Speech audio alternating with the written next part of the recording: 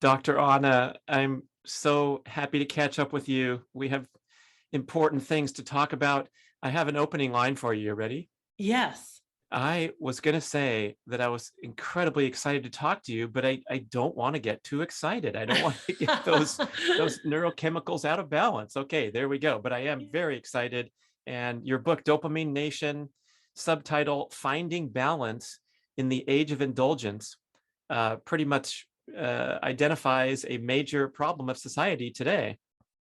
Yes, it does. And I appreciate your wanting to start off without getting too out of balance, which does raise, an interesting philosophical question about should we let ourselves get Mm. excited about things? Should we be throwing these great big birthday parties, for our kids, or is that also part of the problem? So I like that you started out there. Well, what do you think? I've reflected on times in my life where the highs and lows were more extreme. I used to be an athlete, so I raced on the professional triathlon circuit for 9 years, and everything was all about the next big race. And oh my gosh, it's so melodramatic. If I have a bad race, my life is terrible. And then if I win, I'm on the cover of the magazine. Whoop-de-doo! Hey, there it is in the background. 30 years later, it's still on my wall. Whoop-de-doo! But you move into different phases of life. I think maturity is great, and one of the best things about getting older is a little more perspective where what we do is not the end of the world, and that the sun will rise another day. Well, so I find this really fascinating. And to my surprise, one of the big audiences for my book, Dopamine Nation, has actually been athletes, especially elite athletes. So I'm really, and as you know, in my book, one of the things I do recommend is actually intentionally inviting pain into our lives as an indirect source of dopamine, which I claim based on the neuroscience is less vulnerable to this problem of addiction because we're less likely to get tolerant to it. But having said that, clearly people can get addicted to various forms of pain. People can get addicted to exercise and just striving in general. So I'm very curious, as you look back on your triathlon career and the kind of striving cycle that you were in, I mean, do you regret that time or do you feel like it was, would you do it differently looking back? What do you think? Definitely, the main difference would be to have a kinder, gentler approach, which is what I promote now about fitness, because I think we were socialized inaccurately to think that no pain, no gain is the essence of being a competitor. And so I think you learn through struggle, failure, disappointment, these valuable lessons where you keep a little more of a level head. And I think that the physical exertion should be balanced better. But you're probably asking about, my mindset and all that. And I think, um, the focus on the process, or the emphasis on the process, which comes out of your work wonderfully. And I wrote down some great quotes about this. I think that's where the magic is where Yeah. you're waking up every day, you have a passion, you have excitement, you're striving, but the result is sort of a consequence rather than the obsession. And I think that's where we get Right. into trouble, is when we're obsessed with, I guess, pleasure seeking. That's where we head down the path of addiction and disappointment and things of that nature. Well, thank you for sharing that. So one of the big problems that I see in the world today is that we've drugified even healthy and adaptive behaviors.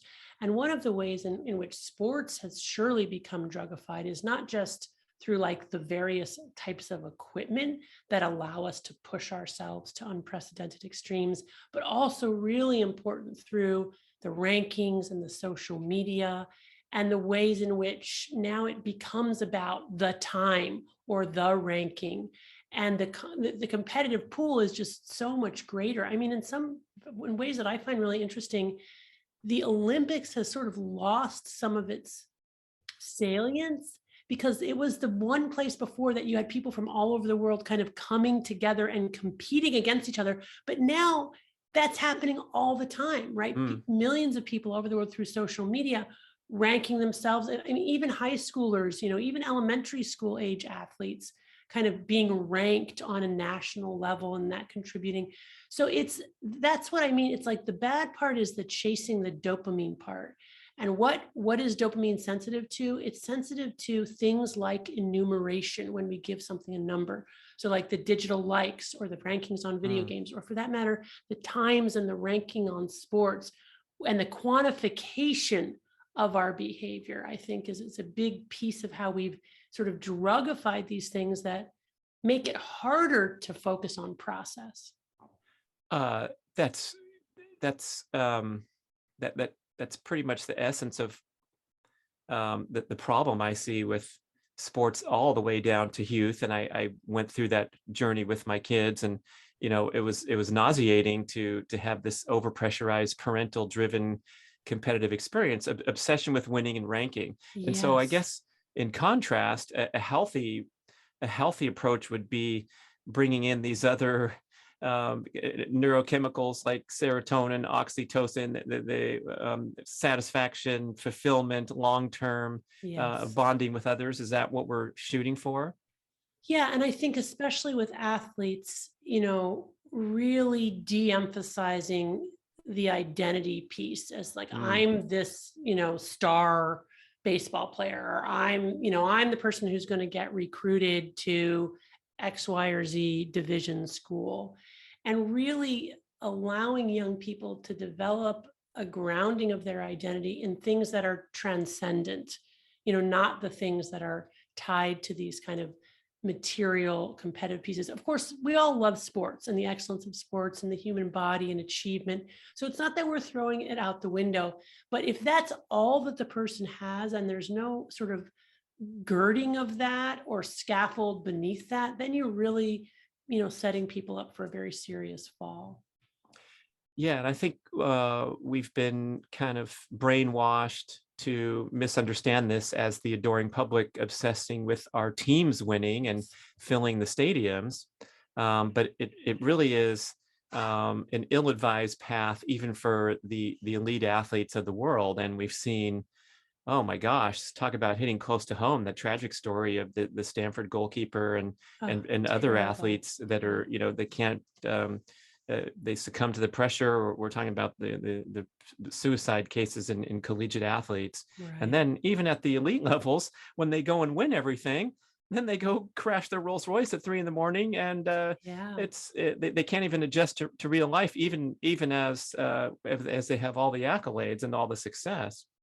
Right. Or even, with less dramatic kind of, tragic endings, you've just got like, that gold medal winner who's sacrificed so much of their life. And then they're like, but what now? Right. Yeah, And the Weight of Gold, the documentary featuring yeah, Michael Phelps and talking about a right, lot of them, is right, there's no place to go from right, the pinnacle of, there will never be another dopamine rush right, to like match that. winning the gold. Yeah, yeah, yeah. So and the other thing about sports is that it's not just the athlete who then finds themselves caught in this dopamine vortex, but it's the gaping maw of spectators who Mm, are basically their source of dopamine hits. And maybe it involves them gambling on athletes in addition, but it doesn't even have to be that. But the kind of consumption of sports as a spectator is very much vulnerable to this problem of addiction.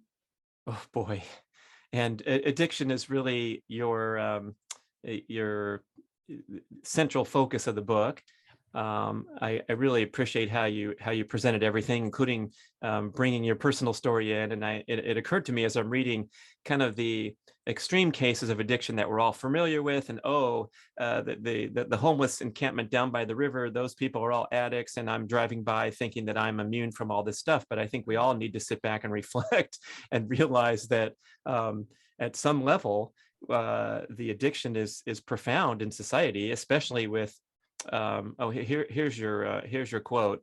The smartphone is the modern day hypodermic needle, delivering digital dopamine 24/7 for a wired generation.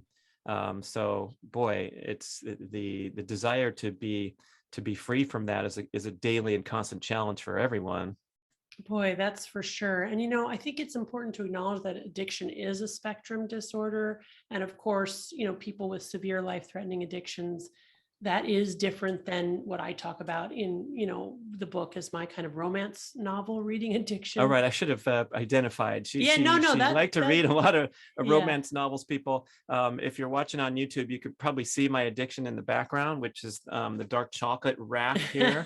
And I'm reflecting as I'm running out, and I realized, shoot, I'm running out, and maybe I should leave the rack empty for a few days just to prove that Yeah. I can be resilient here. Okay, excuse me. No, it's great. And I think, the point that I'm trying to make in the book is that, wherever we fall on that spectrum of compulsive overconsumption to extreme life-threatening addiction, the point is that we all have the same mental circuitry that gets us to instinctively approach pleasure and avoid pain.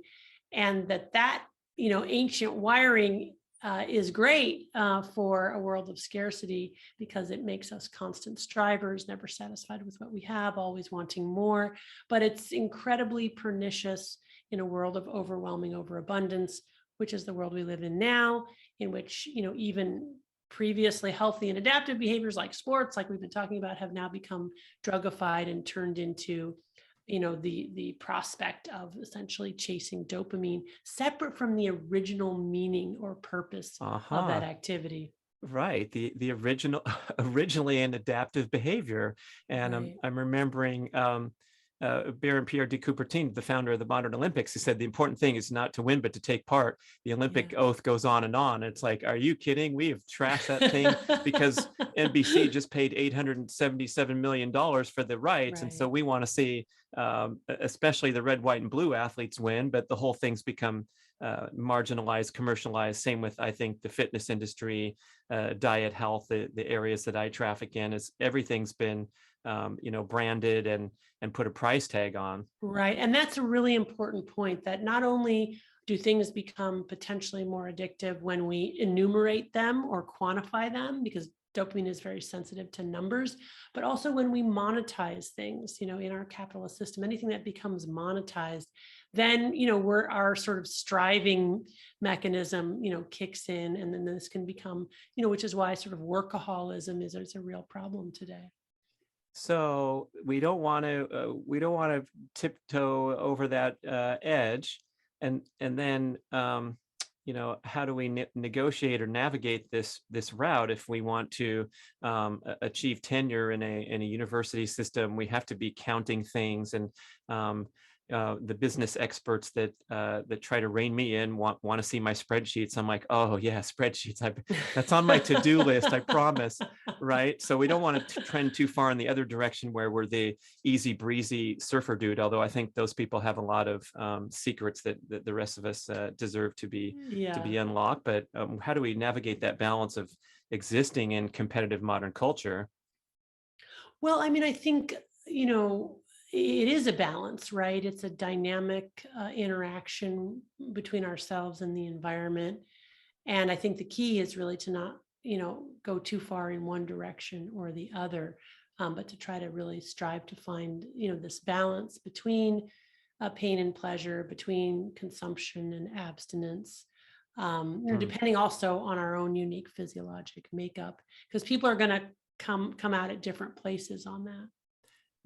It occurs to me that in years, decades, generations past, we probably did that really well. We did a hard day's work at the factory. We came home, we sat down, that maybe it was a home cooked meal, so you had to put even a little more effort in.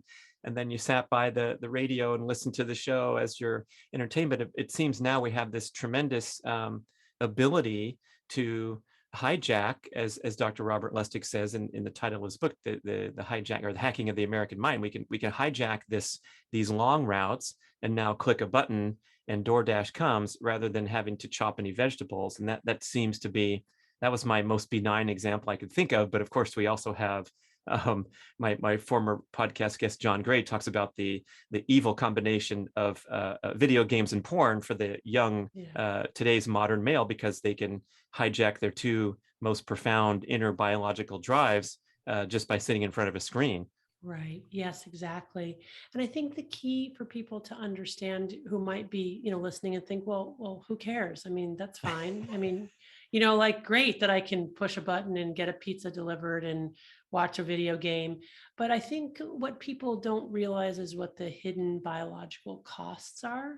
And then those biological costs have, very tangible repercussions in our lives. And what by that I mean that, our brain is fundamentally wired to preserve homeostasis, or kind of a level balance of dopamine firing. And by bombarding our brain's reward circuitry with this fire hose of dopamine from the moment we wake up to the moment we go to bed again, what the brain has to do to adapt to that is essentially downregulate our own dopamine production and transmission. That puts us into a dopamine deficit state. That is, we get to a point where our dopamine firing is actually below baseline. And that is very akin to a clinical depression. So, the universal symptoms of withdrawal, which is what we're experiencing in that dopamine deficit state, are anxiety, irritability, insomnia, dysphoria, and craving. So the bottom line is that paradoxically, this relentless pursuit of pleasure and obtaining of pleasure in a world that's made these reinforcers so accessible, is that we ultimately end up more miserable, more unhappy, less able to actually experience any pleasure at all. And I think that that's kind of the message that I'm trying to convey, in dopamine, that there are really physiologic costs to this, and they're incremental and they accumulate over time, and they can get us to a very dark place. So if we wanted to kind of try to regain balance, we have this thing. It's not your term. I think you call it the opponent process reaction, right? It's a scientific term. Okay, right. So this is where you mentioned briefly before, if we go out there and do that silly stuff like jump into my chest freezer, or do a challenging hike, or sit down and try to type a paper, we put ourselves into discomfort of either physical, or I guess a cognitive challenge could count too, perhaps. Yeah. And we get this opponent process reaction. Yeah, so I think what I use in the book is an extended metaphor of a balance, like a beam on a central fulcrum, which is like a teeter-totter in a kid's playground, which represents how our brains process pleasure and pain, because pleasure and pain are co-located in the brain. The same parts of the brain that process pleasure also process pain, and they work like opposite sides of balance. So when we do something that's pleasurable or reinforcing, our balance tilts to the side of pleasure. But one of the overarching rules governing this balance, again, is that it wants to restore a level position, or what neuroscientists call homeostasis. And it does that by adapting to that stimulant or that intoxicant by downregulating our own dopamine production and transmission. And I imagine that as these neuroadaptation gremlins hopping on the pain side of the balance to bring it level again. But they like it on the balance, so they stay on until it's tilted an equal and opposite amount to the side of pain. That's the come down, the opponent process mechanism, the after effect. And then ultimately they get off, maybe after a few seconds or minutes or hours or days, and then we're at the level balance again. But if we continue to bombard our reward pathway with highly reinforcing drugs and behaviors, we accumulate more and more gremlins on the side of the balance, and ultimately they're camped out there, and we're now walking around with a balance tilted to the side of pain. We're in a chronic dopamine deficit state. Now we need to use our drug not to get high, but just to feel normal. And when we're not using it, we're experiencing these universal symptoms of withdrawal. So with enough abstinence from our drug and enough brain plasticity, those gremlins will eventually hop off and homeostasis is restored, which is why I recommend dopamine fasting. But the other thing that I recommend is actually intentionally pressing on the pain side of the balance, because the gremlins are agnostic to whatever the initial stimulus is. If we press first on the pleasure side by using an intoxicant, they will jump on the pain side. But if we press on the pain side, for example, by exercising, doing an ice cold water bath, doing something cognitively challenging, emotionally challenging, something that requires our strong focus and attention, anything that's difficult, then those gremlins will hop on the pleasure side of the balance and will actually trigger our body's own homeostatic healing mechanisms. Will start to upregulate serotonin, norepinephrine, dopamine. And that's really a much better way to, get our dopamine, as long as we don't overdo it, as we talked about in the beginning. Pressing too hard and too fast on the pain side of the balance actually turns that into an intoxicant. So Hmm. that's really the idea. How to find balance is that if we're going to press on the pleasure side, we need to do it not very often, to leave enough time in between for those gremlins to hop off and for homeostasis to be restored. And that ultimately a better way to get our dopamine is actually gentle presses on the pain side of the balance so that we reset our hedonic or pleasure set point to the side of pleasure. Right. Appropriate introduction of pain, challenge, discomfort, struggle. Yes. Right. Yes, exactly. And when you say drug this and drug that, I'm assuming the reaching for the smartphone could be in the same category as actually taking a drug when it comes to that addiction. Yes, absolutely. So what's amazing about screens, including obviously our smartphone screen, is that the screens itself are reinforcing. So it's not just that they're a portal to highly reinforcing behaviors and actual substances that we can get delivered, but the medium itself is reinforcing. The screen, the flashing light is sort of like a primitive fire. I think the kind of tapping on the phone sort of keys into our sort of micro movements that we probably evolved over millions of years, whether it's grinding wheat or picking berries. We have this sensation of actually accomplishing something with this little device, when in fact, we may not be accomplishing anything at all with the time and energy spent, but we have the feeling of doing something important. Wow, those primitive comparisons. We never thought about that. Or they say smoking. A lot of the habit is the manual act of bringing Yes, something, using your right. hands. So I guess the phone counts in there too.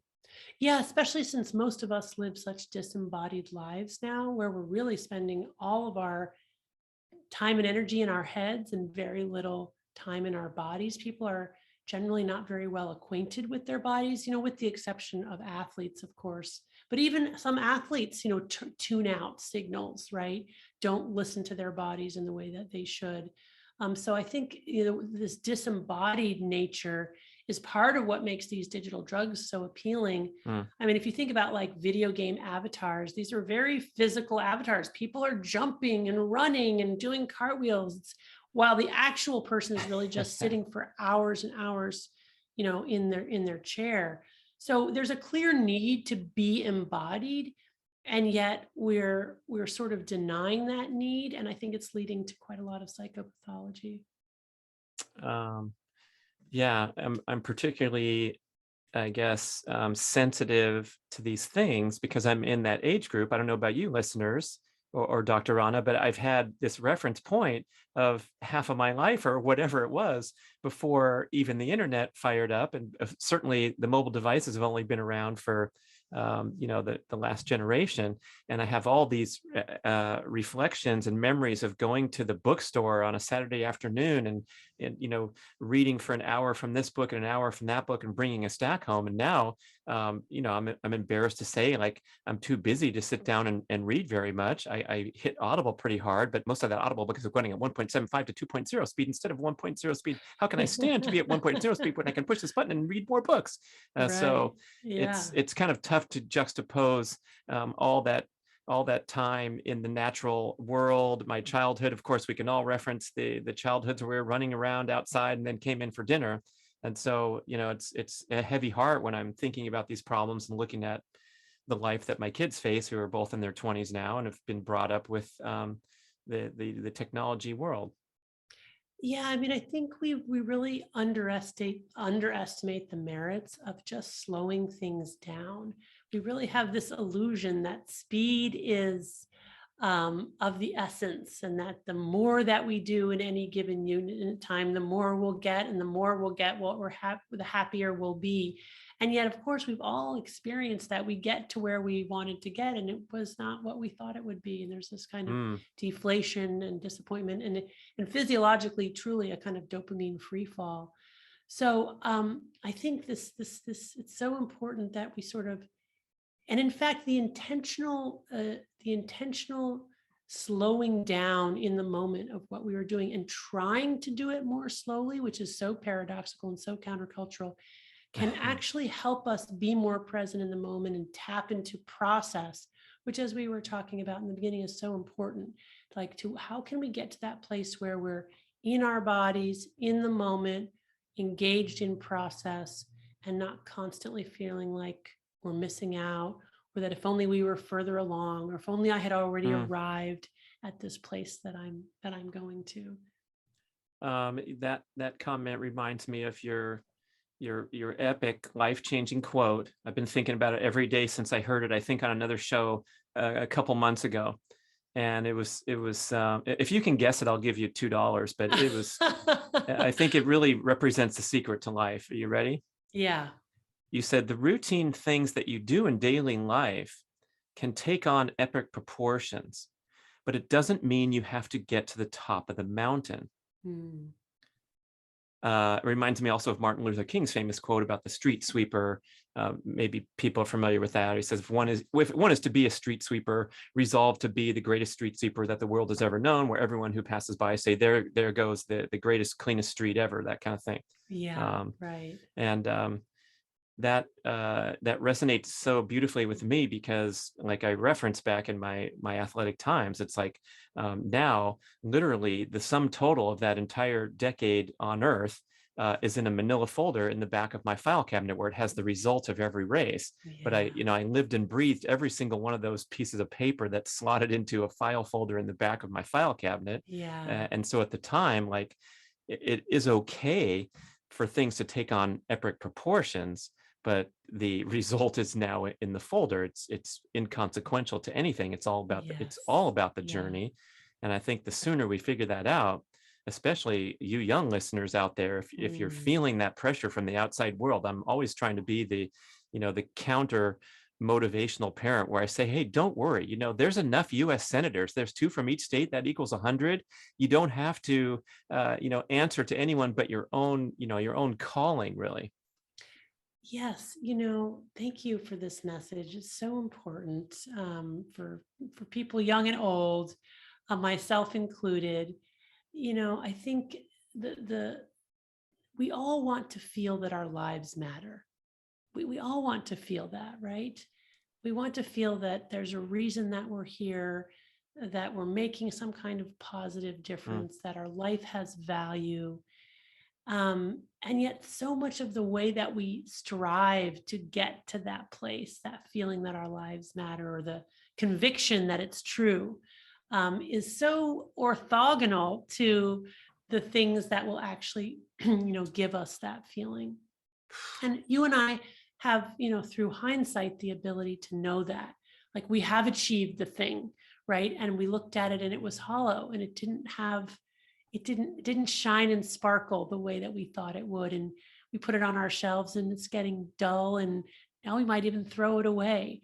So how is it that we can convey to young people, what this essence is? And I really think, it's encouraging young people to, yes, don't try to find the grandiose thing that you need to do, but instead look at your life as it is, and the opportunities, even in your life, whatever hand you've been dealt, to make a positive difference every day in a small way that may never get recognized by anybody else, but that has meaning for you, right? And it might be something like you see a piece of litter on the ground and you stop to pick it up and put it in the garbage, with a whole lot of other people past that and didn't do that.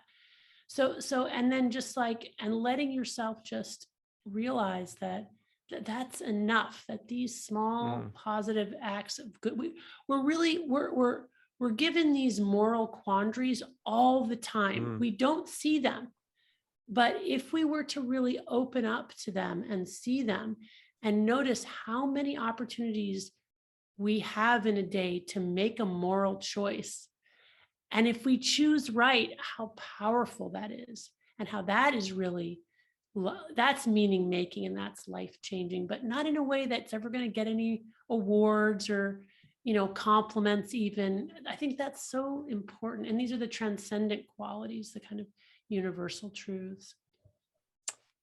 Yeah, I mean, it's possible. I don't know. Let me ask the expert here. Is our whole life about neurochemistry? I mean, if we're getting these feel-good sensations as we go through our day by picking up the trash that no one else did, rather than looking at our spreadsheets and seeing that there's a missing zero from what we want on our, our business revenues. Is that all? Is that all there is? Is there nothing more than just keeping yourself in that happiness, contentment, satisfaction, rich, meaningful life? No, I mean, I think, in fact, the opposite. I mean, I think what we have to realize is that our brain is limited in its capacity to see true cause and effect, and even limited in terms of sensory processing, and that our brain is really evolved for a very different world than we live in now, right? Our brain is really evolved for basic survival. So since we don't have to really worry about basic survival anymore, what are we going to do? We've got to rethink, this process, and we've got to actually start to ignore some of our chemical signals and act counter to some of those signals in service of higher meaning and purpose, which is actually outside of our brain. I think we probably spend too much time and effort trying to pull meaning from inside of ourselves or from our brain chemistry. Our primitive brains. Right. And instead, what we have to do is really transcend the body and the brain and recognize the serious limitations of these brain signals. Right. We're smart enough to realize that, but then we drift back into primitive brain when we shouldn't. We should flip-flop it. I love that. Right. And I think recognizing our vulnerability to these kind of primitive signals is part of the solution, because what we have to realize is that once we're in a situation where we trigger one of these automatic circuits, it's very hard to resist, like the pleasure pain balance. Once you're offered your drug of choice, the craving and desire will be so overwhelming. There's a very rare individual who could actually refuse in that moment. So what we need to do is build kind of a world within a world, so that we're anticipating these triggers and insulating ourselves from the constant temptations by surrounding ourselves with other people who think the way that we do and want to transcend some of these primitive processes, by limiting our access to drugs, by maybe limiting our digital products or what's on our digital products, not having certain things in our home. So I think we have to, a little bit like, Odysseus had the sailors tie him to the mast when he heard the siren song, because he knew once he heard the siren song, he would, steer the ship into the rocky shores and they would all perish. So, the sailors, he said, put beeswax in your ears, and he said, tie me to the mast. And that way, when they heard the siren song and felt the draw, they had already anticipated that in a way that allowed them to get through that channel with that and still resist. I think that's the key. Whew.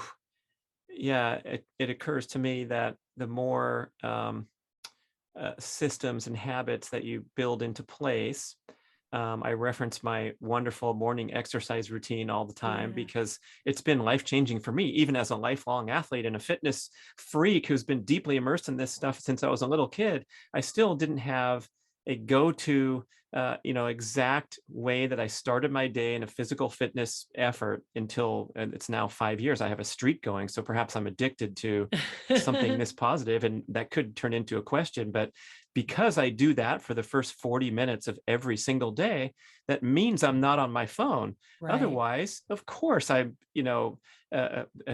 vulnerable, tempted, all those other things that we all are. So if you're building these models, then, by the time it's 2 p.m., I might indulge in a sweeping of the Instagram feed, and maybe I'll even enjoy it because I haven't had it pollute my life to the extent that I have all those negative feelings. Right. So exactly. So your morning routine is a great example of self-finding, as well as a little bit pressing on the pain side to get dopamine in directly.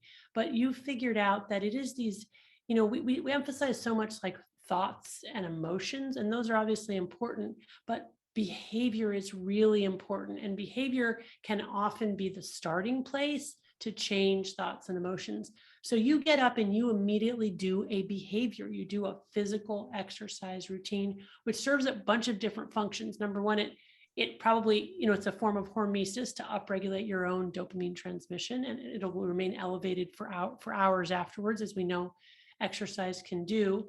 But furthermore, it creates a kind of a time function where it delays your first access to your digital device, which is important. Right. It's kind of like intermittent fasting, right? We have to do intermittent fasting with our devices as well, in order to narrow the window in which we're engaged with the devices, which will then limit our consumption. So these are exactly the types of practices. And I always say to my patients, I said, we can talk about the emotions behind this, and we can talk about your thoughts behind this, and all that's important.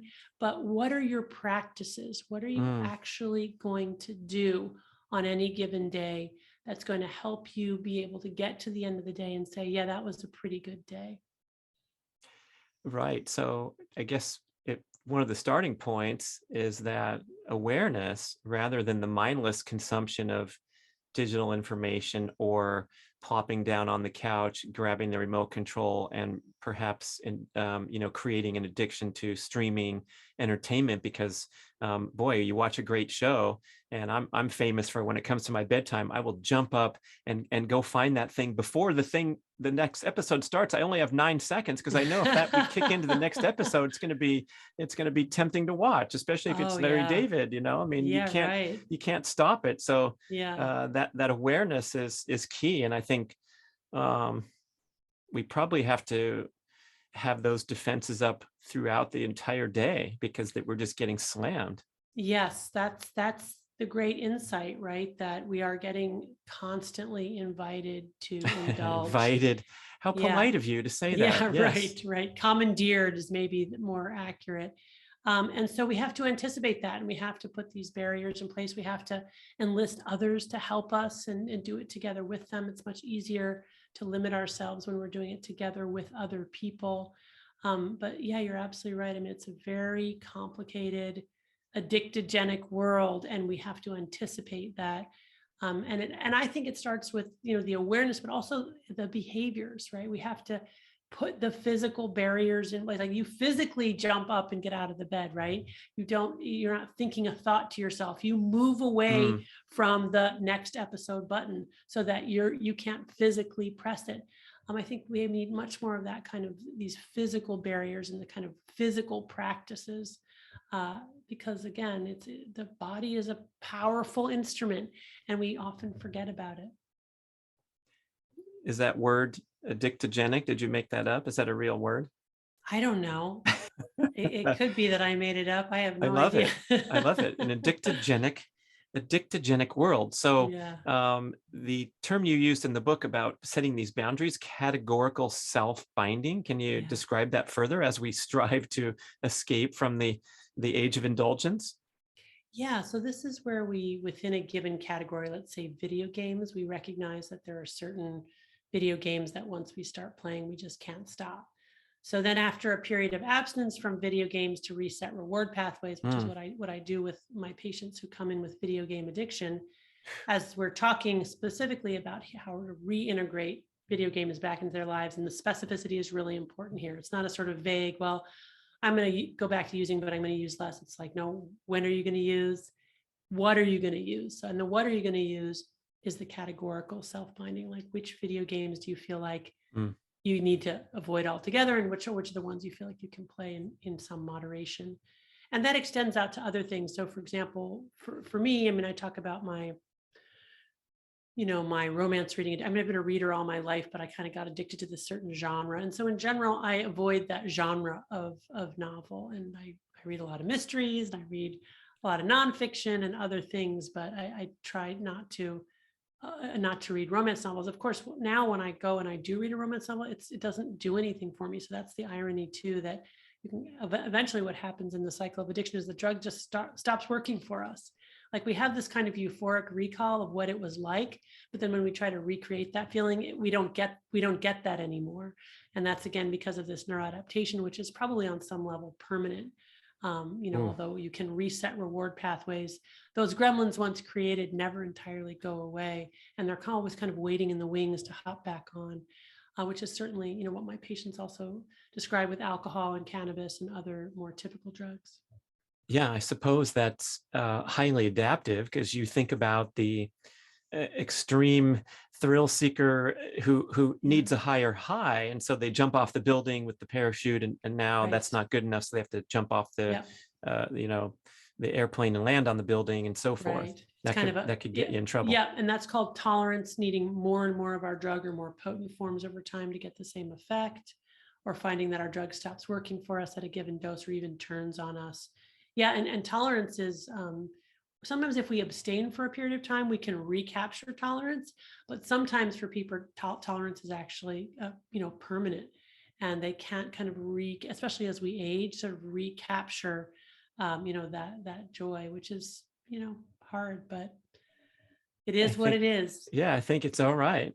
Yeah, that's Not right. a lot of it's really redeeming when you think about it. Yeah, If you get too far deep into anything, and I'm familiar with the extreme exercise, pursuit of the endorphin like chemicals that come into play after, especially a strenuous workout, then you find yourself pushing yourself harder and harder, and then throw in the numbers that you mentioned earlier. So if you yeah, become competitive and want to beat your time and feel, a greater hormonal bathing in feel good hormones after, pretty soon you crash, and then as you described, the baseline level of dopamine and other things are below normal, and then you experience depression, anxiety. Is that what we're talking about? yeah. So ultimately, with repeated exposure to that reinforcing drug or behavior, what happens is that initial response gets weaker and shorter. That's tolerance.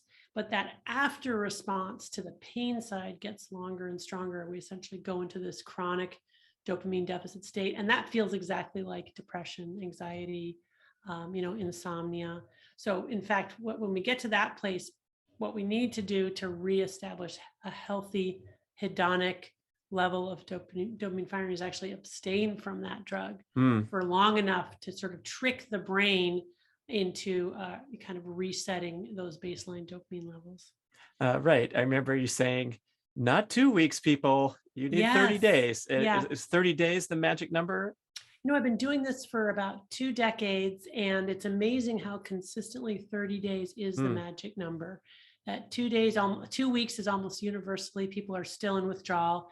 It's Hmm. really only in weeks 3 and 4 that they start to come out of it. So if people don't abstain, people say, well, I abstained and it didn't make any difference. I'm like, well, how long did you abstain? Well, it was a week or it was 2 weeks. I'm saying, yeah, that's not long enough. You need to really go longer. And in fact, although 30 days is the average time for the brain to begin to reap the rewards of the dopamine fast, Hmm. abstaining for longer than that is really what it takes to really fully heal the brain, and really get it. So for people, for example, with like alcohol addiction, like Hmm. they usually feel a lot better at 30 days, but if they can go 3 months or 6 months, those gains are just increased even beyond that. And would this be applicable to anything that one could consider a adverse addiction? What do you mean by that? I mean, is it applied to mobile device use, substance abuse, overeating, whatever the category is, over exercising? Yeah, so what we call addiction to a behavior, a process addiction or a behavioral addiction, as opposed to a substance Mm. use disorder.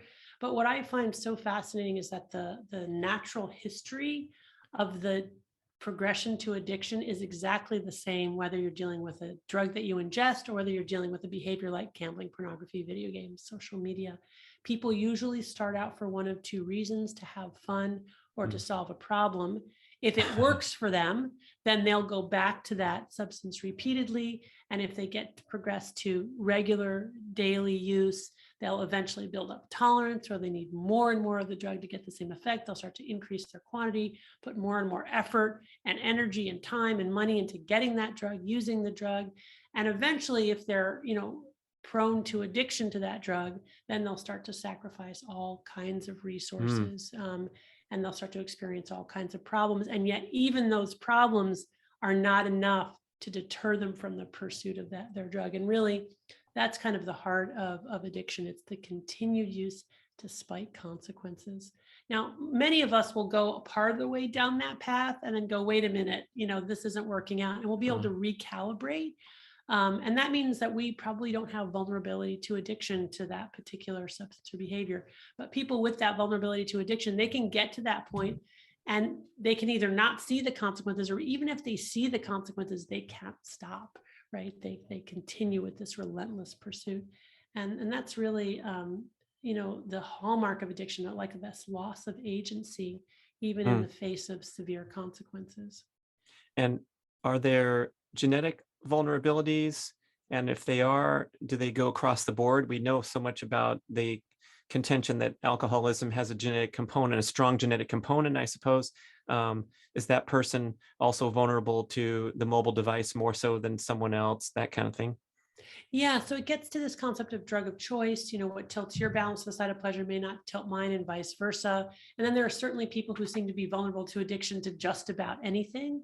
And that's probably partially inherited.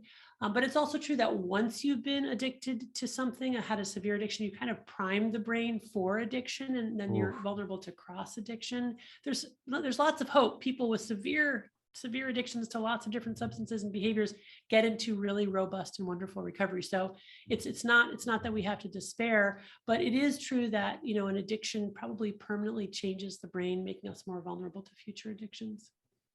Well, I guess the high dopamine seeking attribute is in so many ways positive. It was evolutionary driving, survival driving, and now we just have to temper it with some increased awareness of all the vulnerabilities we have in the shortcut life.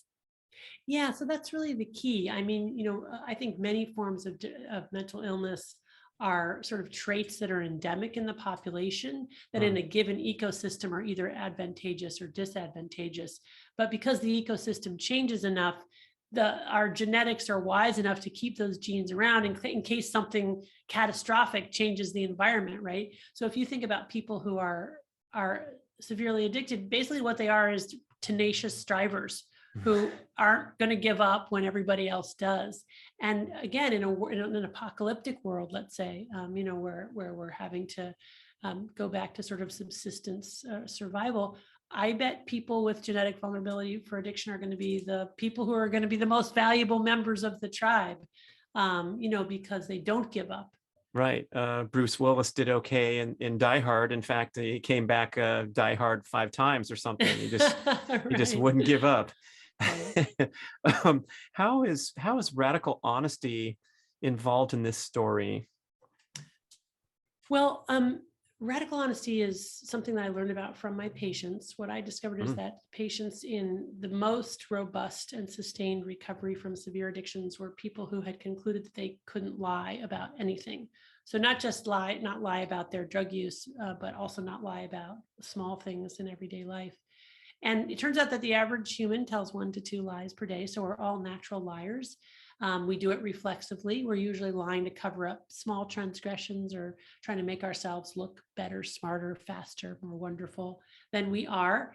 But what's happening when we commit to not lying, even about small things, is that we're probably activating the prefrontal cortex, which is the storytelling part of our brain, which is really fundamental to creating our autobiographical lived narratives, which become not just a way to organize the past, but also provide a roadmap for the future. What I find in my practice is that people who tell true stories about themselves are the people who are going to most likely be able to have access to the information they need going forward to make good decisions. Whereas people who are telling narratives that are not adhering to the truth are people who are deep in their addiction and are not going to make progress. And as people move from addiction into recovery, the narratives change. It's really fascinating. And they go from these narratives that are often self-deluding into these narratives that are much more realistic, along the lines of, well, yes, this happened to me, but on the other hand, this is what I contributed to the problem.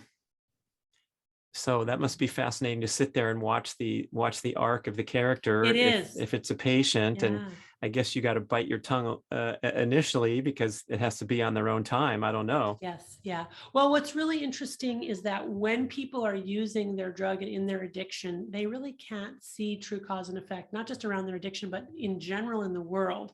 And they can present very personality disordered. But when they stop using and they get into recovery and they reset reward pathways, oftentimes those kind of personality looking traits disappear, and then they're able to really engage their frontal lobe and sort of process information and say, oh, wait a minute, this relates to this. And so you get a more coherent narrative, you get a more logical narrative, you get a more truthful narrative that really is able to see true cause and effect, because that's what our brains are. We're always telling stories in an effort to understand true cause and effect so that we can make better decisions going forward. But when we're in an addiction, we can't tell truthful stories because we can't see true cause and effect, because we're really focused on just getting more dopamine. It becomes a physiologic overriding kind of mechanism that just shuts down all of our other systems. And you're saying this extends beyond the issue at hand. So the person who's drinking too much and you intervene and call them on it, not only are they going to be in denial about that, but they're also going to be kind of clouded in how their career might be harmed by their drinking and so forth. Oh, yeah. Or even just in terms of the way they can conceptualize the future. There's a wonderful experiment where healthy controls were asked to finish the statement like, in the future, I see myself. And for healthy control subjects, usually they ended up narrating something that had to do with, a decade hence. People who were deep in their addiction, they answered the question, in the future, I see myself. And they would talk about like a week from now.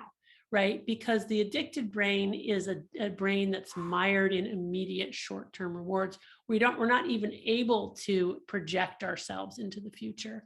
And so it's really physiologic. Oof. What a lot to think about and strive to increase our awareness.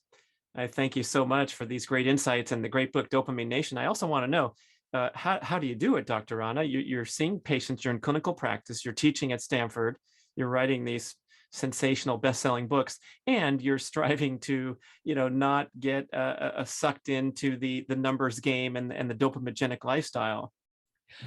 Well, on the surface of it, and when you say it like that, it sounds like a lot, but, actually I spend a lot of time kind of managing my mental health by slowing my life down, taking the time for exercise and quiet reflection, time with family and friends, really focusing on process, trying to take it a day at a time, trying to be truthful and do small acts through a day and not kind of future, let's say, catastrophize one way or another. I mean, I struggle just like everybody else, but I have learned to narrow it down to the window of just trying to have a series of good days as I understand them. Right. And I would speculate it probably hasn't held you back from tangible material success and accomplishment to keep those efforts in place and take the time for a hike rather than another hour at the screen or what have you. Yeah, in fact, I would say if you look at the trajectory of my life, it was only when I began doing that, sort of seeking to live a life that prioritized the deeper meanings, that oddly some of these professional accomplishments sort of started. It was as if, it was only when I stopped striving for those things that those things came. Imagine that, people. What a great example. Yeah. Thank you so much. How do we connect with you further? Well, I'm not on social media. But, imagine that too. Okay. You got to go get the book then and have an actual in-depth experience. There you go. There you go. Okay, go look for Dopamine Nation. That's a sign reading for all listeners. Thank you so much, Dr. Anna Lembke. Great show. You're welcome. Thanks for having me. Da-dum-dum-dum-dum-dum.